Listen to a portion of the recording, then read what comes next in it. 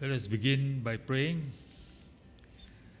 Lord, we thank you for this time, Father, and as we look to you, we ask that you speak to us. Holy Spirit, come and anoint us.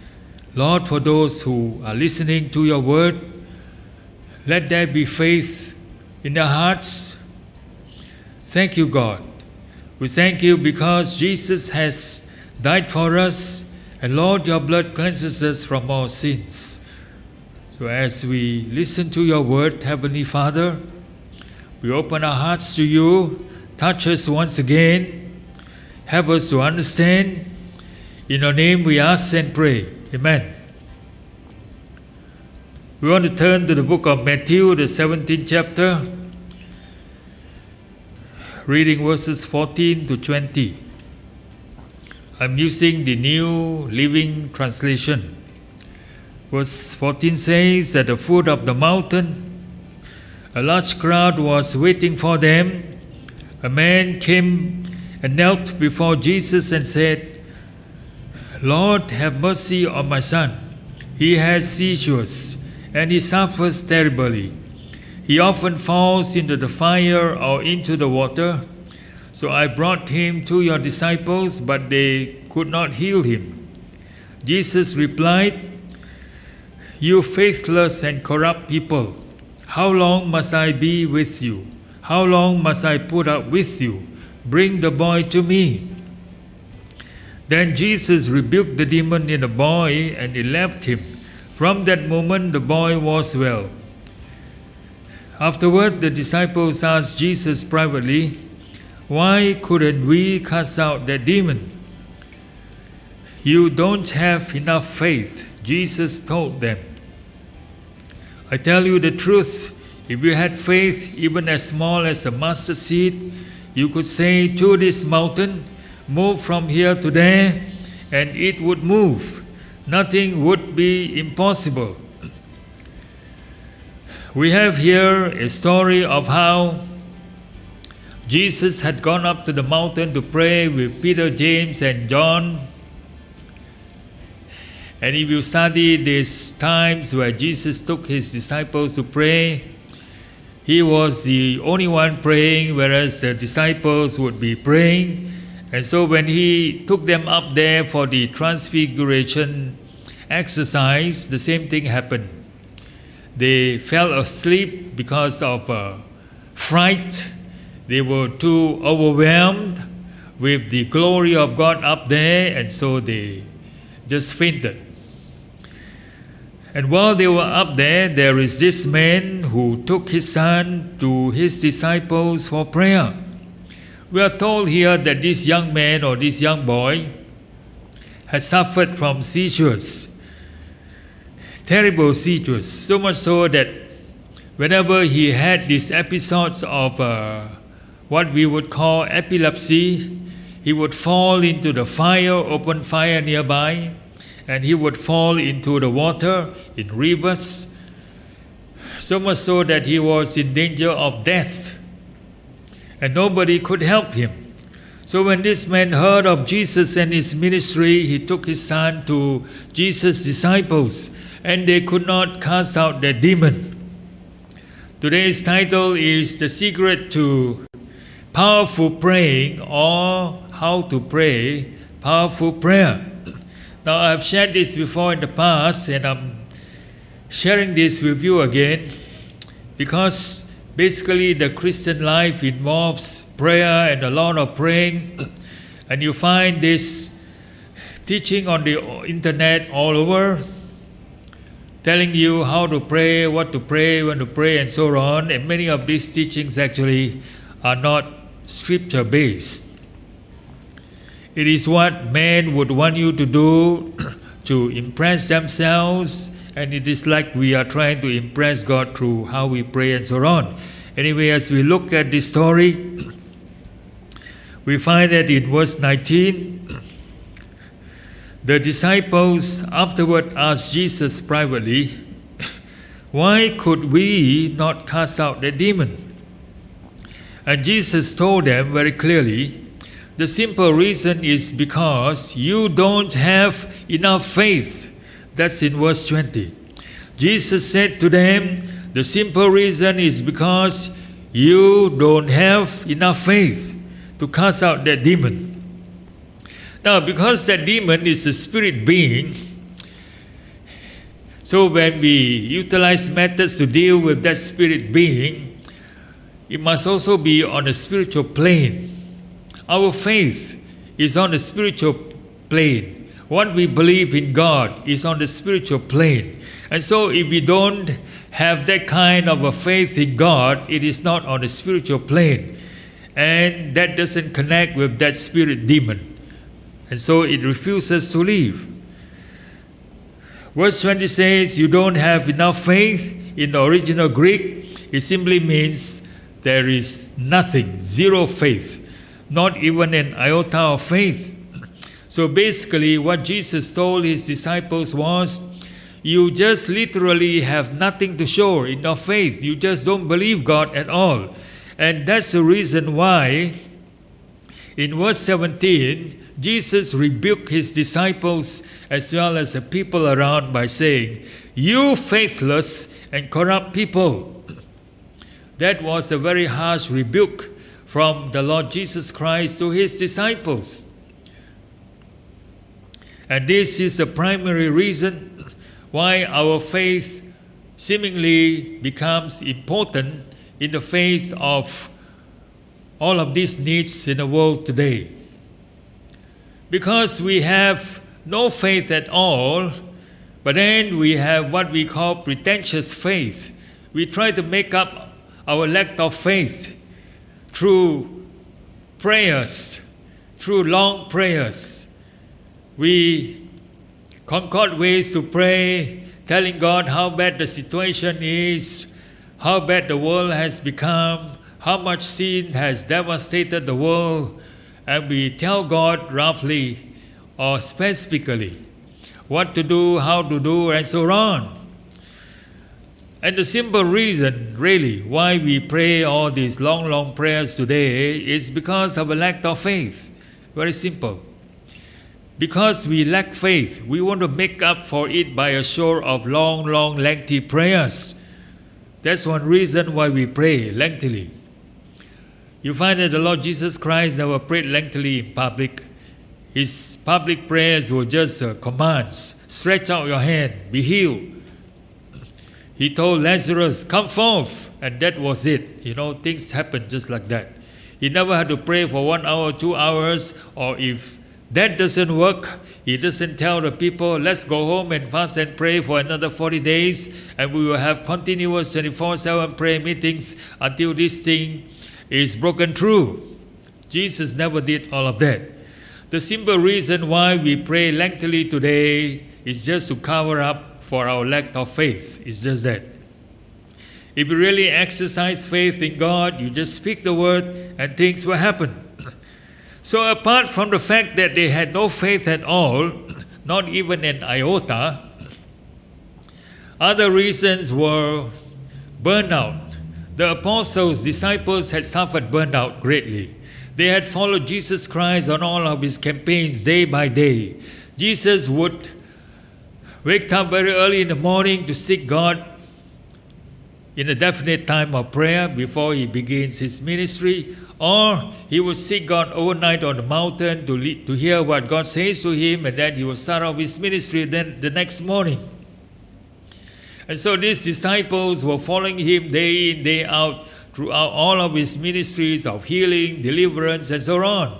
And I tell you, if you follow a pastor or an evangelist for a week through his campaign, every night non-stop, praying and casting out demons and praying for the sick, you will become a very exhausted person by the end of 7 nights meetings. Trust me. You can try that and see. Yeah. If you spend a lot of time praying a day, 2 hours or more, by the end of the day you'll be burned out physically because you're using lots of energy to pray spiritually. And so praying is a ministry that causes a lot of burnout physically. And because we burn out, we don't have the strength mentally, physically, to pray in faith like we should be doing. But because we have a lack of faith, so we make a big pretense of praying long prayers. And sometimes when we pray, we just go through rituals of prayer. We just go through the physical motions of prayer. We stand up, we lift up our hands, we kneel down, we kowtow on the floor to God, and we go through all these physical motions of humbling ourselves in prayer. But it becomes a mere ritual, that's for sure. If you pray every day at 5 a.m. and you don't get to pray for one day, you'll find that your ritual is broken and you don't feel good at all. And even though you can pray any time of the day, you just feel that when you do pray, it's not like the usual 5 a.m. magic moment in the morning when you pray, always daily.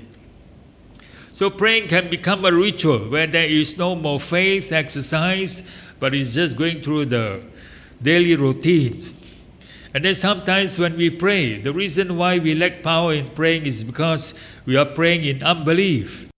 We are having lots of worries in our minds, in our lives, and we cannot commit this to God, but we are carrying all the worries, anxieties everywhere we are, so much so that when we pray, it becomes an act of sin in praying.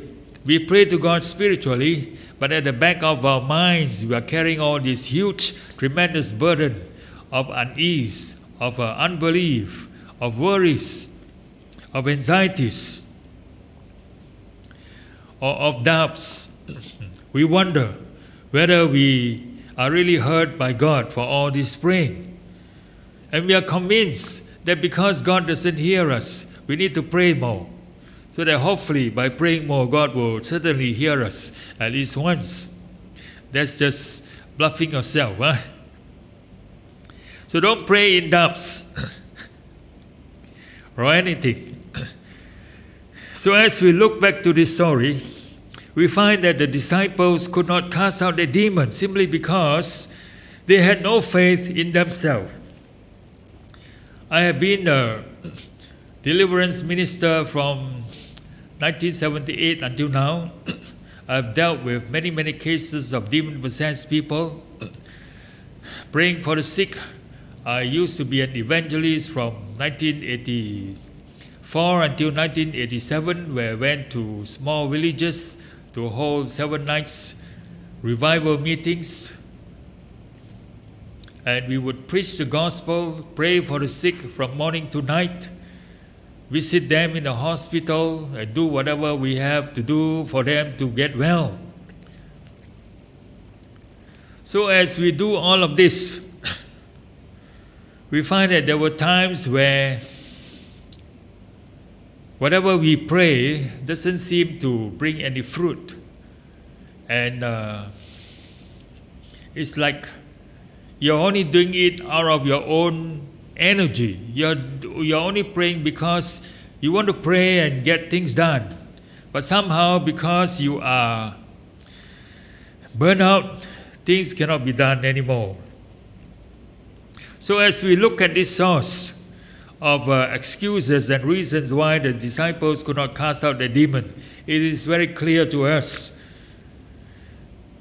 Simply, we don't have faith. In 1978, somebody brought a demon-possessed man to be prayed for.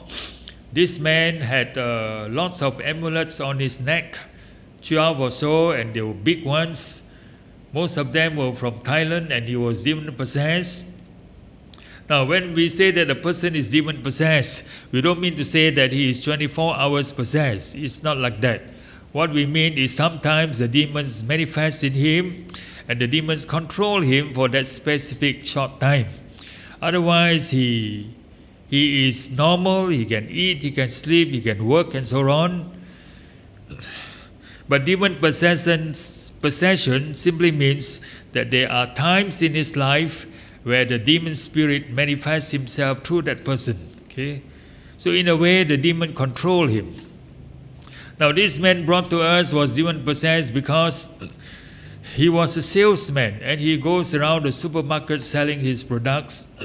So because he faces a lot of jealousy and rivalry, among his competitors and fellow workers. He would resort to black magic to protect himself. He would go to Thailand on his free days or on leave to seek out all these powerful Siamese monks, even some that are already dead. They still live on, though they have died. The living monks would carry on that legend of the dead monks, supposedly to bless amulets so that if you inherit one, you will be protected 24 hours, even bullets cannot kill you. Excuse me. So he had all these amulets on his neck when he came in, a string of it. And so we were all prepared to deal with him. But at that time in 1978, all of us who came, about 15 of us, I would say now as I look back, we really don't know nothing about deliverance, about exorcism. We only knew what we had read from books. And this was our first big deliverance case. So we had already prepared, because we were told a few days ago, we fasted, we prayed, and we were spiritually ready, and so we dealt with this man, and he came in after his work. So we started praying from 8-something until the next morning, 6-something, where he was finally delivered.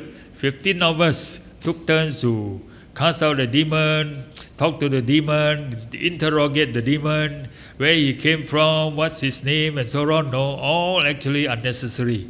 But at that time, I didn't know all this, so we did all of this stuff. We were shouting, making ourselves hoarse. By the next morning, all of us couldn't speak well.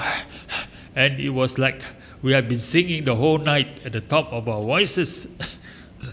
So we had a really big struggle through that night, praying in tongues, doing everything possible that is written in the book and that is out of the book.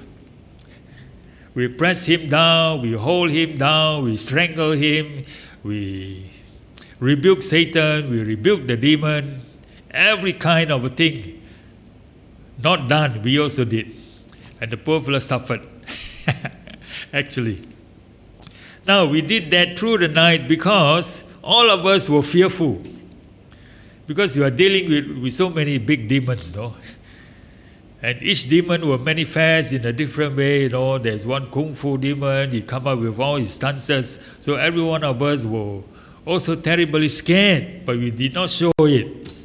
We were afraid that the demon would jump into one of us, and the next one will become demon-possessed.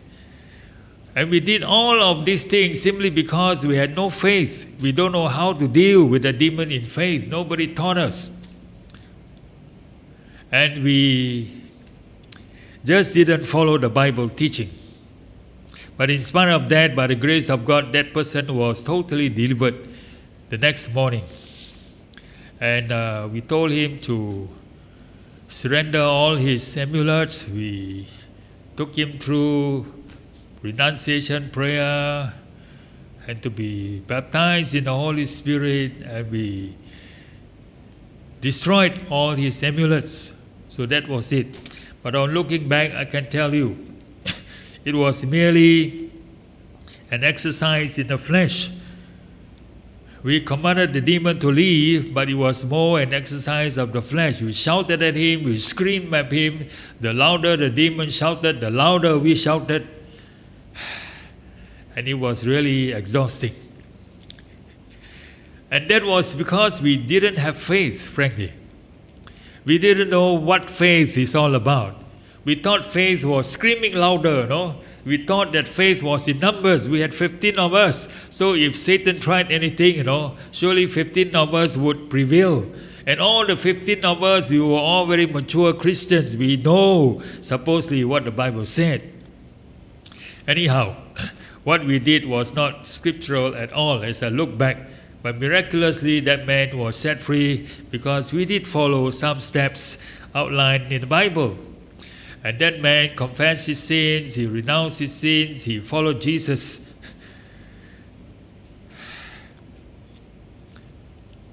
But it's practically the same problem.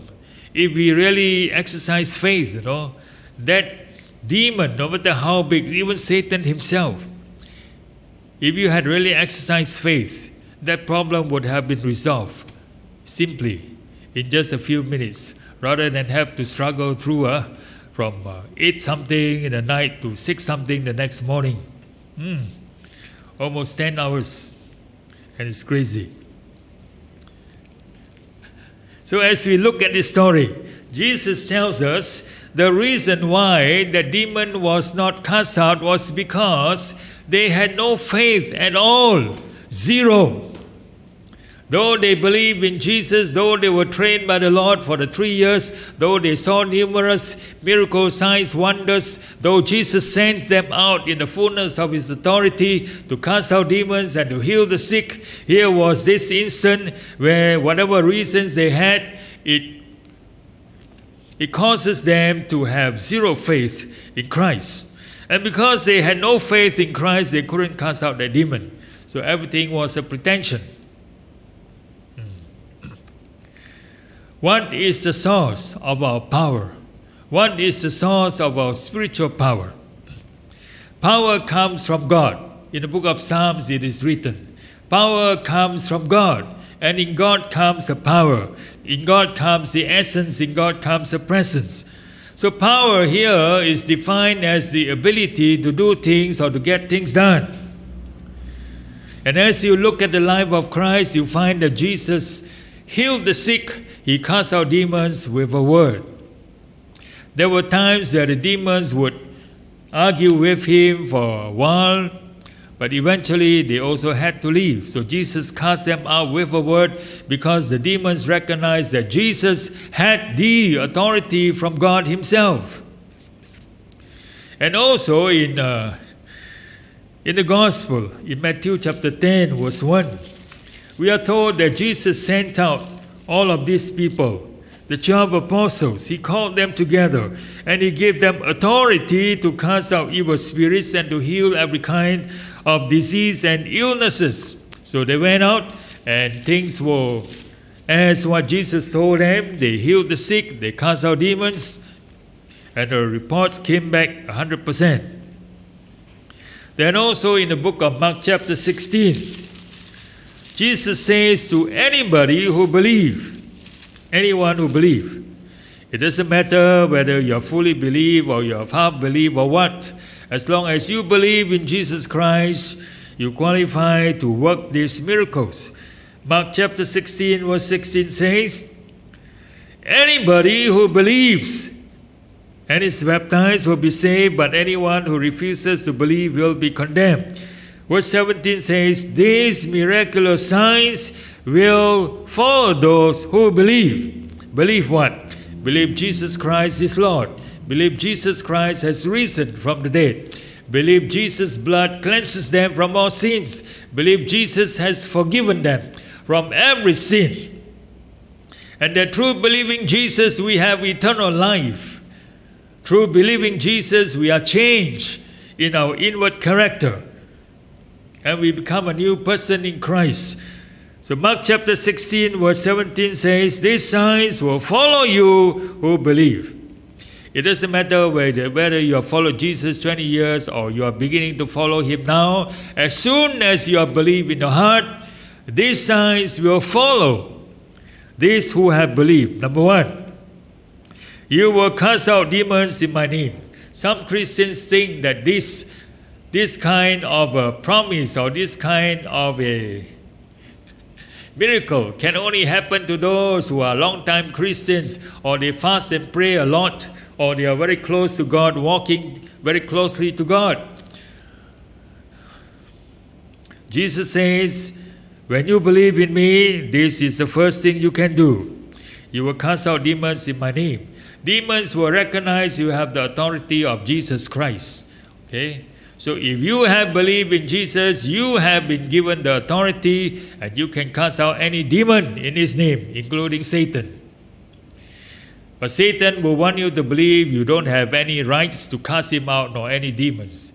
The demons will tell you you need to fast and pray and make yourself holy and so on, but that's all not true. You will cast out demons in my name, you will speak with new tongues, new languages, you will be able to handle snakes with safety. If you drink anything poisonous, you won't die, it won't hurt you. You will lay hands on the sick and the sick will be healed. Our problem here is we are always having doubts, unbelief, fears. We don't have the faith in Christ. We don't want to have the faith in Christ. We don't want to believe Jesus. Because He has said these things, we prefer to stay safe. And we interpret this to mean only the pastor can do all these 5 things. Only the committee members can do all these 5 things. I cannot. Simply because you don't believe. That's the problem. So in coming to the source of power, the source of supernatural power begins in Jesus Christ as soon as you believe, okay? You are not less of a Christian because you only believe Christ now. And I'm not more of a Christian because I've been a Christian for over 40 years. Faith is not measured by the number of years you have followed Christ or you have believed in Christ. As soon as you believe, faith begins supernaturally in you. And as soon as you have believed, demons have to obey you. That's the point. But then because you don't want to believe that, that's your problem. We find that when we have faith in God, that's the source of our supernatural power in Jesus Christ. It begins there and then. And we don't need to supplement this supernatural faith by more fasting or more praying or calling more people to come together to pray or to have more prayer meetings or to have 24/7 prayer meetings or to organize unending prayer chains. All of these are actually a lack of faith, frankly. Yes. So faith in God means there is no fear. Faith in God means there is no sin. Faith in God means there is no worries or anxieties or any kind of a doubt at all. Romans chapter 1 verse 17 tells us that the people in the Old Testament, they have the same faith as we have now in the New Testament times. Romans 1:17, this good news tells us how God makes us right in His sight. This is accomplished from start to finish by faith.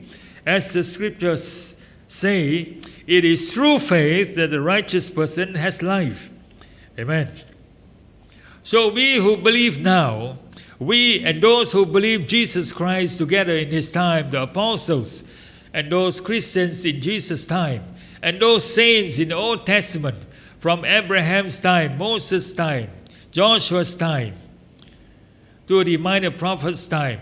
All of our faith is one and the same. The Bible says they are saved from faith to faith. The faith is the same because our faith begins in the one and only God of the Bible. Our faith begins because we believe Him more than anything else. And Jesus qualifies the supernatural ability of an iota of your faith in Matthew chapter 17 verse 20. He says this, I tell you the truth. If you have faith even as small as a mustard seed, you could say to this mountain, move from here to there, and it would move. Nothing would be impossible. Simply put, because our faith begins in Christ, that faith is of the essence of God. It is the same like as if God is in you, commanding that mountain to move. Okay? When we act by faith and says, mountain, move from here to there, and we know that this is of the faith of God, it is the same like God acting on your behalf, commanding the mountain to move from point A to point B. So that mountain moves. That's the point of faith. Because we believe. If we have faith as small as a mustard seed, that mountain shall move. Amen. And please know, when Jesus says in Matthew 17 verse 20, The word you here in English is not in the plural. Jesus is not telling all of these people there as a group, but he's telling everyone, every single person. He says, if you had faith, meaning if any one of you here has the faith as small as a mustard seed, that mountain will shift from here to there. And that's the point of faith. Today we qualify faith as we must pray more, having more prayers. We must have more quality prayers. We must have more people of quality to pray quality prayers. We must be more humble. We must have more fasting. We must have more 24/7 prayer meetings. We must have more. We must have more endless prayer chains. Meaning, there's a call to more praying in order to make things happen. Jesus tells us clearly, the secret to prayer power is not organizing a stadium full of Christians to pray. That's beside the point. While it is not wrong to have more prayer meeting, to have more people praying, the point in the power of prayer is faith begins in God as small as a mustard seed. And that equivalent of the faith of a single person is as powerful as more than one person who prays. That's the point of praying. And you can pray anywhere you are. You can breathe a prayer anywhere you are. It is not the place where you pray that's going to generate that source of power, or where you pray or who you are praying with. Okay? In Matthew 17 verse 20, that you mentioned is singular, and it is in the second person pronoun. Similarly, in the book of Mark chapter 11, I want to draw your attention to this.